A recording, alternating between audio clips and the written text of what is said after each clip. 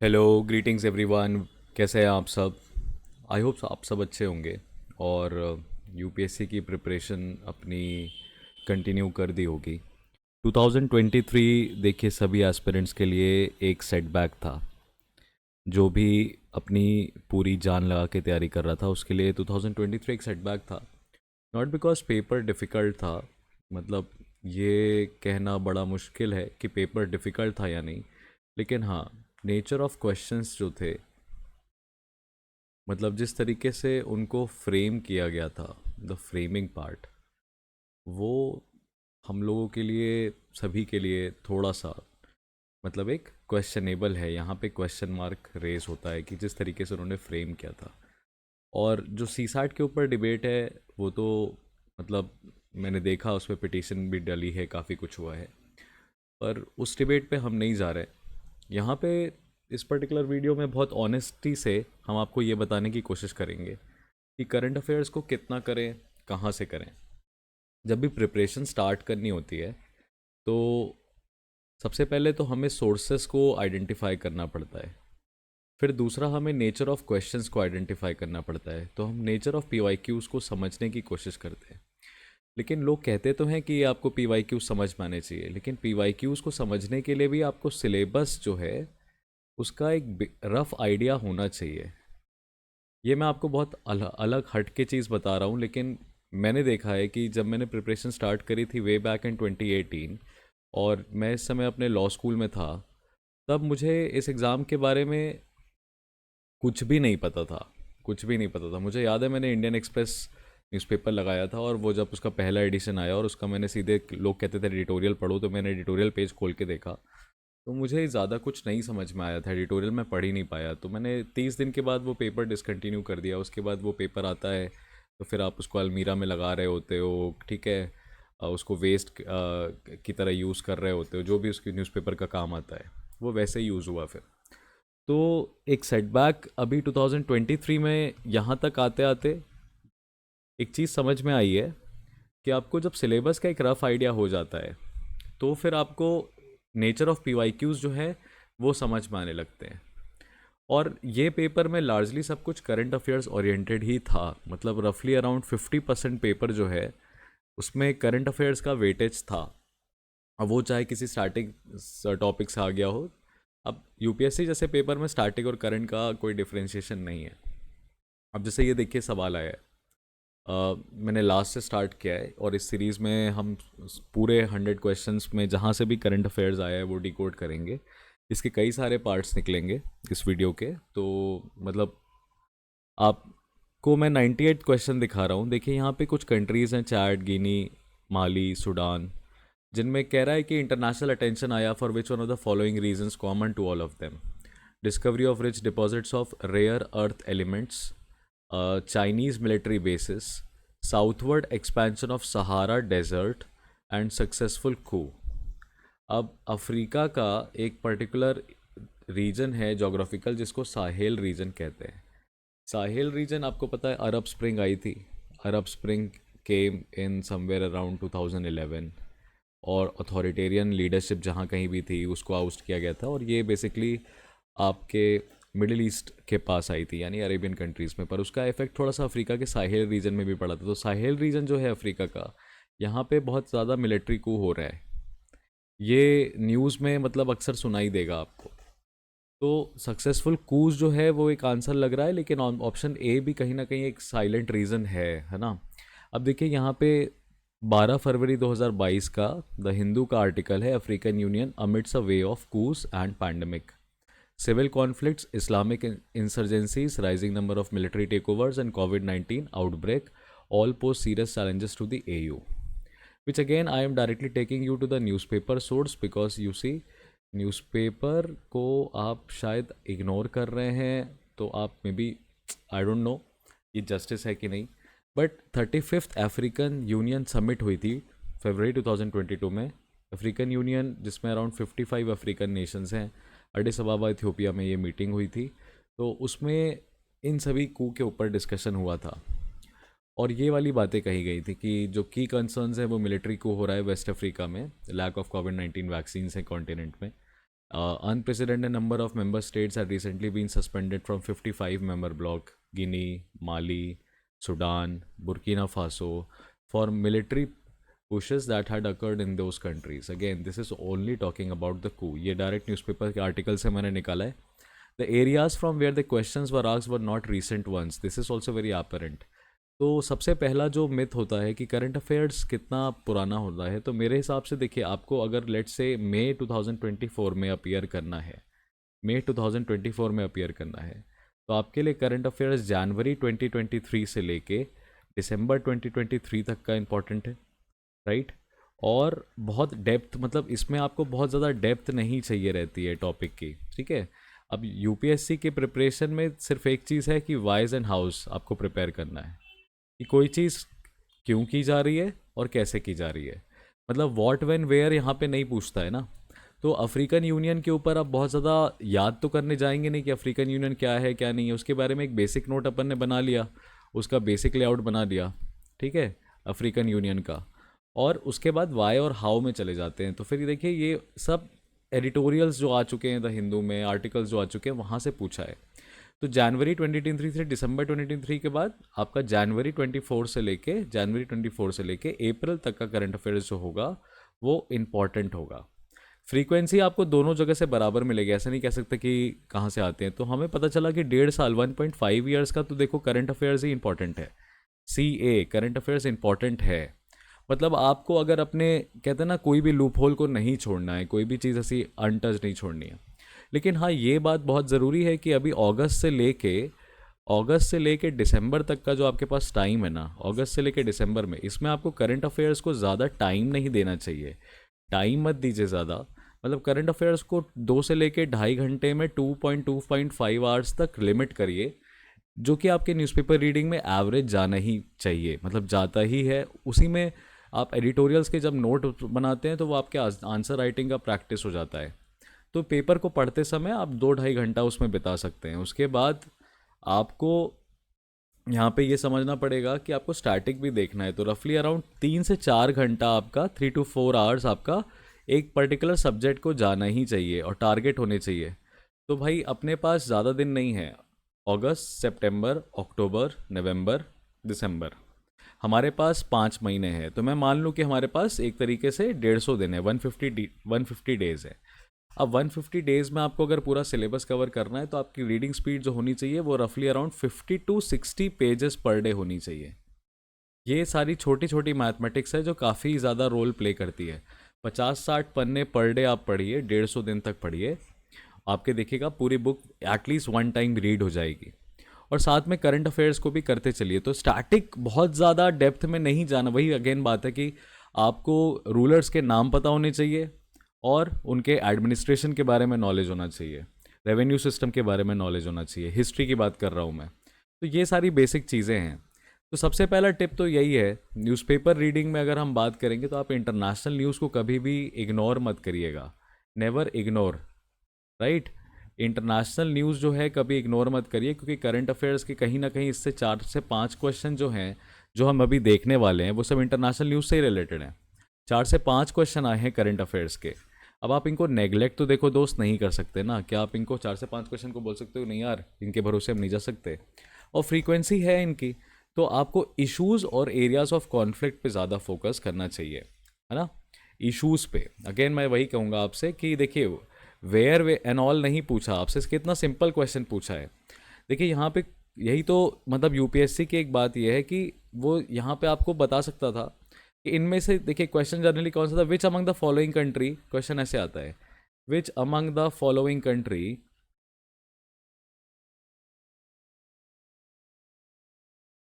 Have not faced a military कू।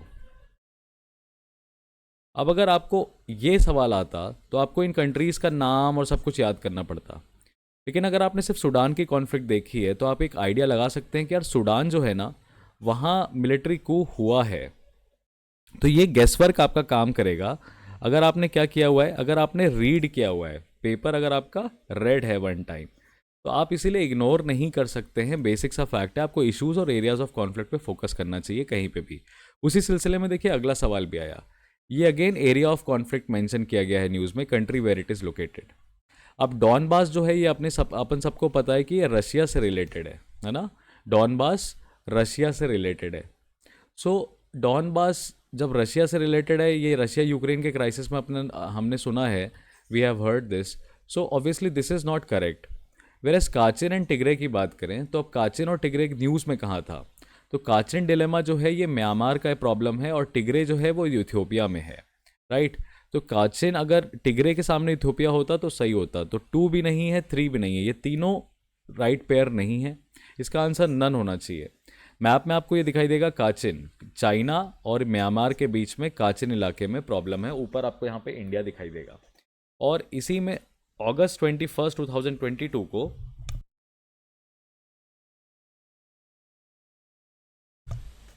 ये article आया है, explained why is the WHO chief calling for the Tigray crisis in Ethiopia the worst disaster on earth. Now this is related to the Tigray area of Ethiopia, and in this you will find जो the Hindu ने cover किया है काचिन area को। ये एक article है जहाँ पे कह रहा है the major ethnic armed groups that have aligned with the NUG include the Kachin independence army.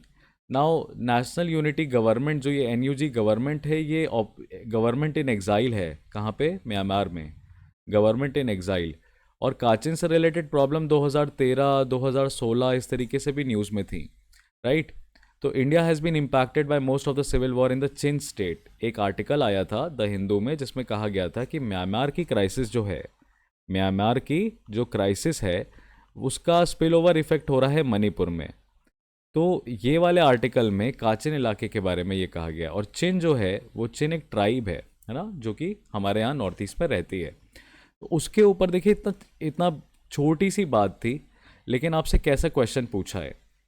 तो यहाँ पे जनरली आपको जनरल अवेयरनेस जो है वो बहुत बड़ा रोल प्ले करेगी, और आप खुले दिमाग से, मतलब ओपन माइंड से आप पेपर को पढ़ें और छोटी छोटी चीज़ों को नोटिस करें। देखिए ये रीज़न आपसे पूछ रहा है, यानी कि अगर हमें रीजन समझना है तो हमारे लिए किसी भी जगह को जब हम पढ़ें तो हम उसको एक बार मैप में ज़रूर देखें। प्रिपरेशन के ये इंपॉर्टेंट टिप है जो आपको नोट करना चाहिए। नेग्लेक्टेड है भाई। मैप क्या करते हैं, वर्ल्ड मैप लगा लिया, इंडिया का मैप लगा लिया अपने स्टडी टेबल के आगे, पर उसको कभी ध्यान से देखा नहीं।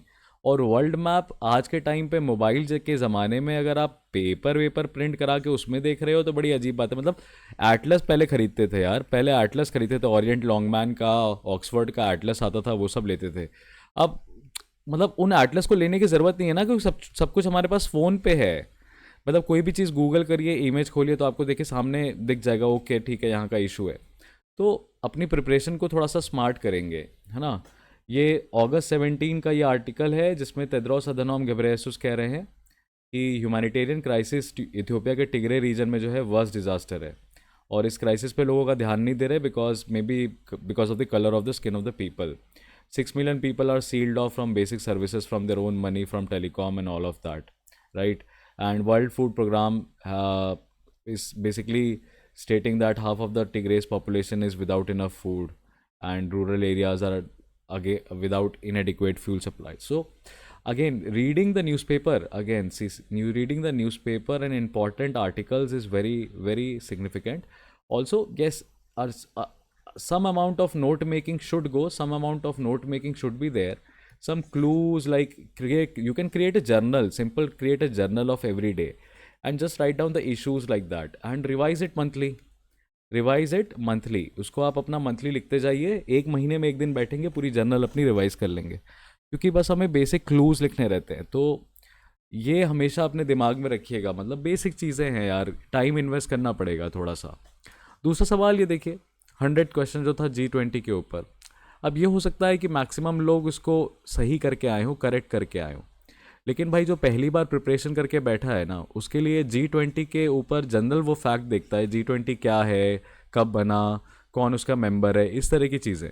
लेकिन अब देखिए यहाँ क्वेश्चन पूछा है कि G20 group was originally established as a platform for the finance ministers and central bank governors to discuss the international economic and financial issues. Second, digital public infrastructure is one of the India's G20 priorities. Now, this is regarding the composition of the G20 and this is regarding the working of the G20. Like why it was form, so also the objective of the G20, यहाँ से question आया है, एक statement आया है।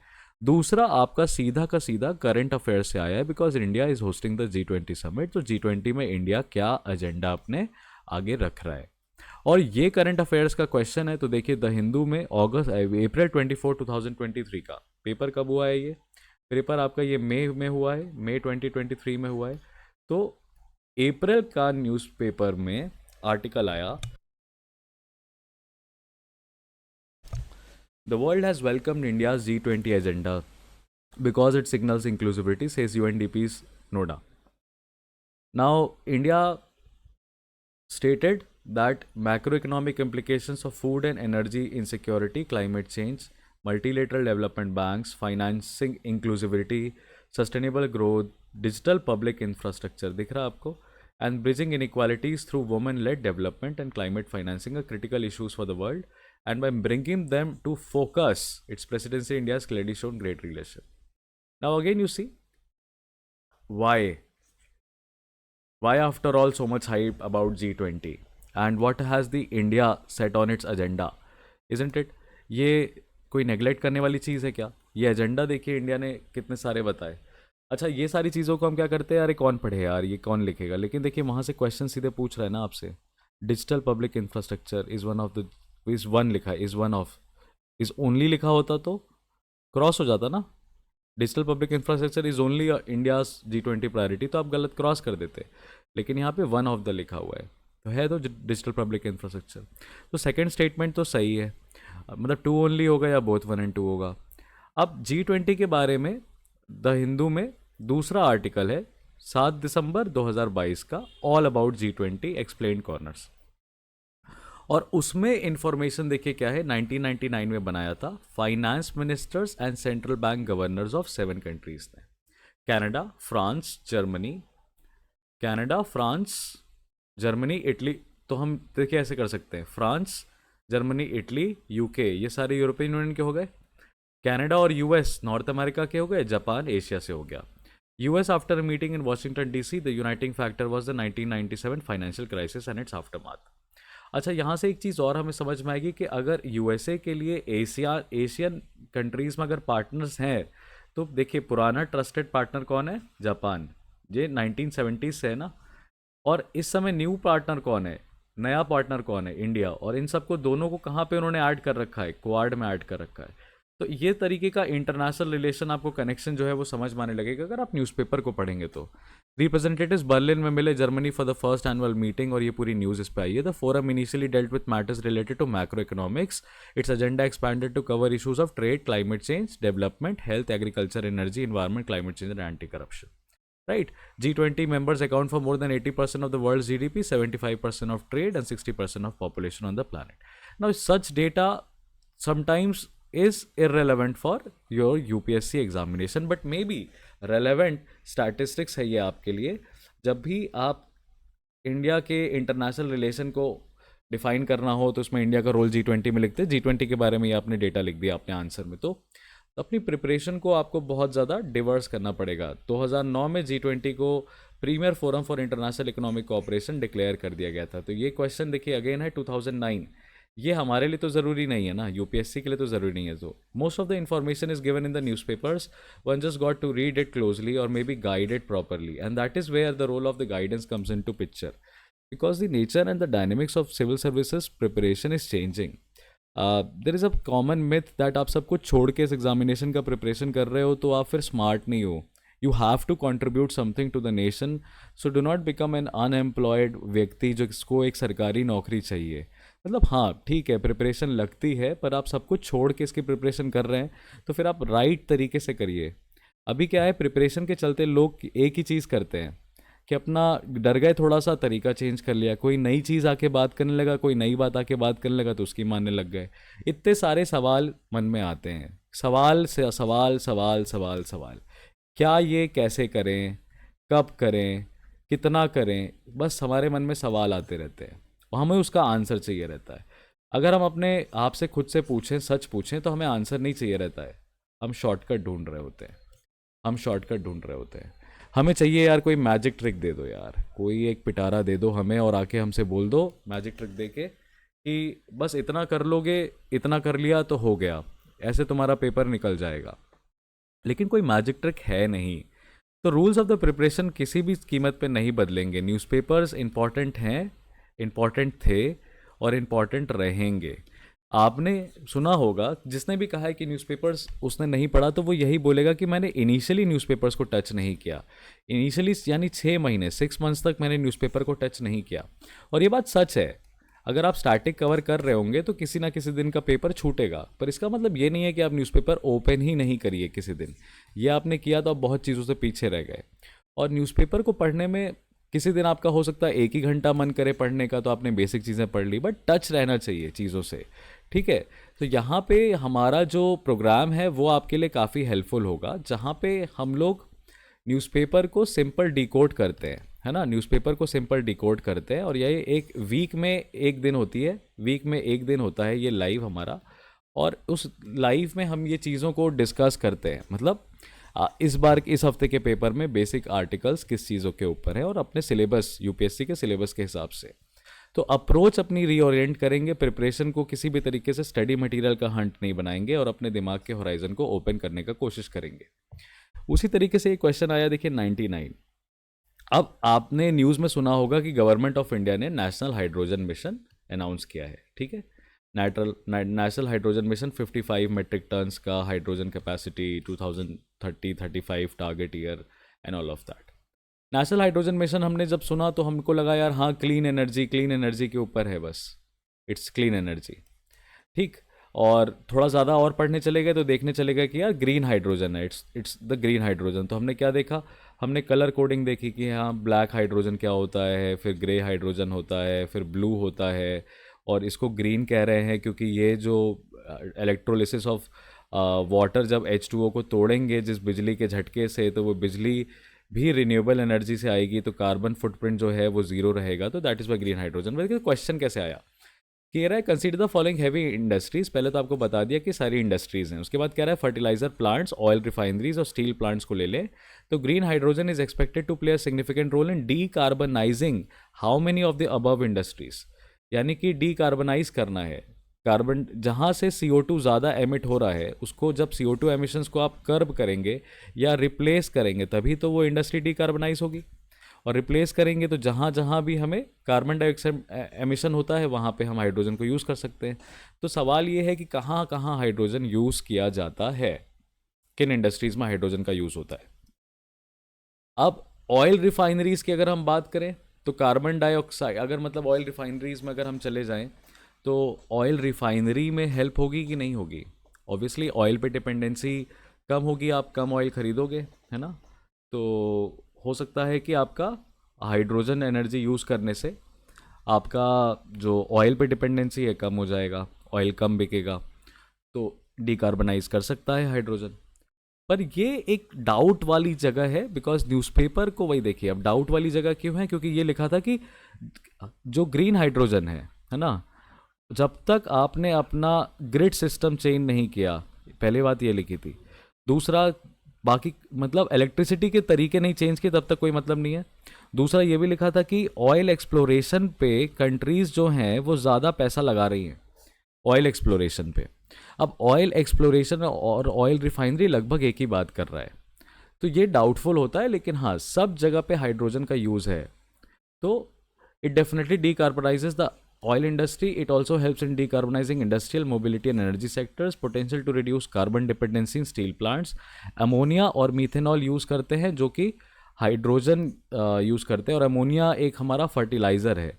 तो fertiliser को भी डीकार्बोनाइज करने में हाइड्रोजन जो है वो इस्तेमाल होता है, और वो रिन्यूएबल सोर्स से आएगा तो CO2 फुटप्रिंट कम होगा। तो ये तीनों, ऑल थ्री जो है इसका करेक्ट आंसर होना चाहिए।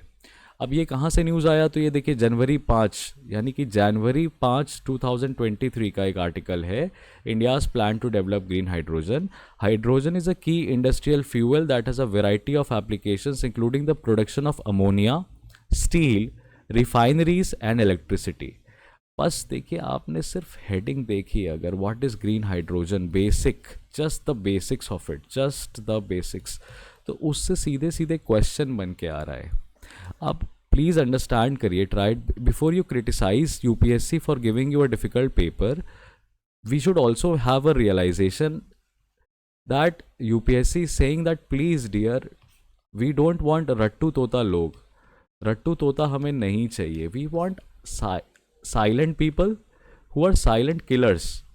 They are very observant, है ना, they are very observant about what is going on around the world. And definitely newspaper reading is something which really makes us all observant. So this is something that is the vitality of our preparation, smart preparation. You can score a lot many marks. I was not able to do it because honestly I am telling you, I could not read newspaper daily, and my static preparation was also not that strong. So I realized that if one has to crack this particular examination, you need to read newspapers very stringently.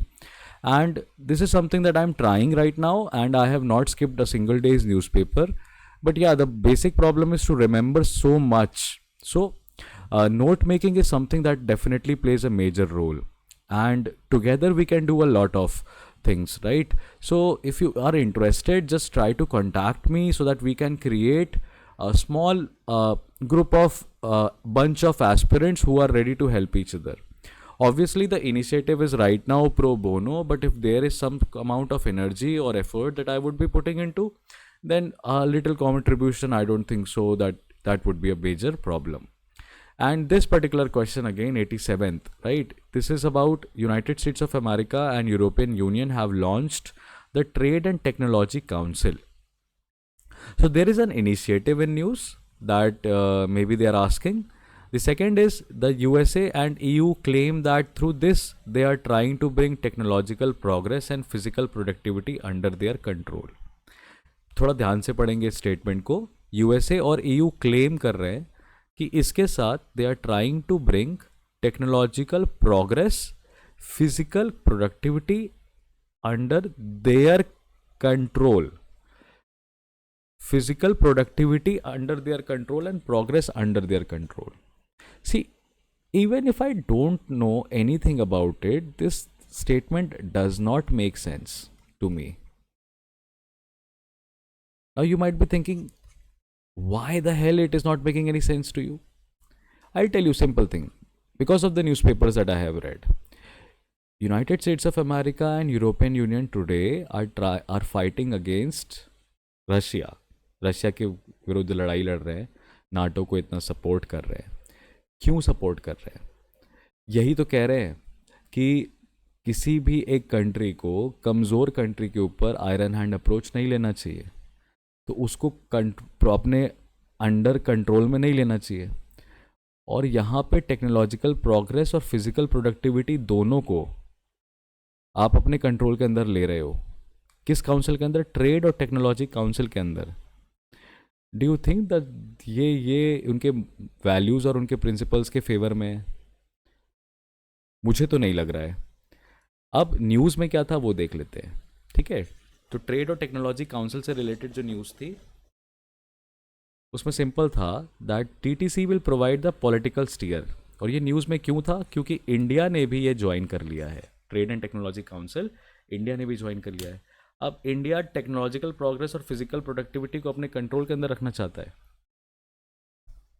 और अगर USA और EU का ऐसा कोई agenda है तो आपको लगता है भारत उसको ज्वाइन करेगा? अगेन यहाँ पे आंसर आपके सामने है डियर, कि अवेयरनेस अगर चीज़ों के बारे में है भाई तो कर लिया पेपर आपने. To lay the ground work both sides have agreed to work on critical areas such as connectivity, green technology and resilient supply chains. ये है purpose trade and technology council का. अब उसमें आप यहाँ पे रिसर्च और इनोवेशन लिखा है, उसमें आप कंट्रोल कैसे बात कर सकते हैं? Trade, investment and resilient value chains will work on the resilience of supply chains, access to critical components, energy and raw materials. तो क्या हमें समझ में आया कि हाँ भाई देखो पेपर पढ़ेंगे तो हो जाएगा. 7 फरवरी का. अब ये अगेन न्यूज़ कहाँ से आई है? फरवरी से आई है, फरवरी 2023. ठीक है, फरवरी 2023. तो ये बात सच है कि हाँ भाई जैन से लेके मई तक का जो न्यूज़पेपर है, मतलब अप्रैल तक का जो न्यूज़पेपर है 2024 का, अपीयर करने के पहले तो ये तो पढ़ना ही पड़ेगा बहुत तगड़े तरीके से, लाइन बाय लाइन. लेकिन अभी से आदत डालेंगे तभी पढ़ पाएंगे ना. तो EU sets up trade and technology council with India after similar partnership with the US. This was the news, right? तो लास्ट टिप है आज के लिए, टिप 3 है that please try to understand the syllabus of the GS mains जो है, that is the syllabus of the prelims का आप देखते हो कि सिलेबस अलग होता है, बट वो मत पढ़िए क्योंकि वो तो बहुत बेसिक अप्रोच बता रहा है आपको। लेकिन जीएस मेंस का जो डिटेल्ड सब टॉपिक वाला सिलेबस है जीएस 1 to 3 का, वो आप उसको समझिए और न्यूज़पेपर में अप्लाई करने की कोशिश करिए। तो सिलेबस को समझने के साथ साथ न्यूज़पेपर भी पढ़ना स्टार्ट करें, है ना, और सिलेबस को देखते रहें, तो आपको क्लू मिलने लगेगा, पैटर्न बनने लगेगा। जैसे अभी तक हमने जो भी ये क्वेश्चन डिस्कस किए थे उसका मैंने आपको रीज़न बताया था। जो अब ये ट्रेड एंड टेक्नोलॉजी वाली काउंसिल वाला क्यों क्वेश्चन आया, क्योंकि देखिए मेंस के सिलेबस में जीएस 2 में bilateral regional global groupings and agreements involving India and और अफेक्टिंग इंडियाज इंटरेस्ट्स, ठीक है, the bilateral regional and global groupings and agreements involving India and और affecting India's interest, achievements of Indians in science and technology, indigenisation of technology and developing new technology, GS 3। तो technology और bilateral और regional grouping ये सब हमारे लिए important है। अब जीएस 2 और जीएस 3 का सिलेबस मिला लें तो ये आ गया ना trade and technology council. Can you understand what I am trying to tell you, what I am trying to sell you? Tell you क्या है, कोई बता थोड़ी सकता है। अब ये आपको कन्विंसिंग लगा हो चाहे ना लगा हो, जब आप मेरे और क्वेश्चंस वाले वीडियोस देखेंगे तो आपको और रियलाइजेशन होगा और अपनी प्रिपरेशन को आप स्ट्रीमलाइन कर सकते हैं इस पर्टिकुलर पूरे एनालिसिस को देखने के बाद। This was Harshvardhan Tripathi. मिलूंगा मैं आपसे अगले ही सिंपल एनालिसिस में, जहाँ पे हम यूपीएससी 2023 को पूरी तरीके से अनवाइंड कर रहे हैं आपके सामने। तब तक के लिए प्रिपरेशन के लिए ऑल द वेरी बेस्ट। नमस्ते।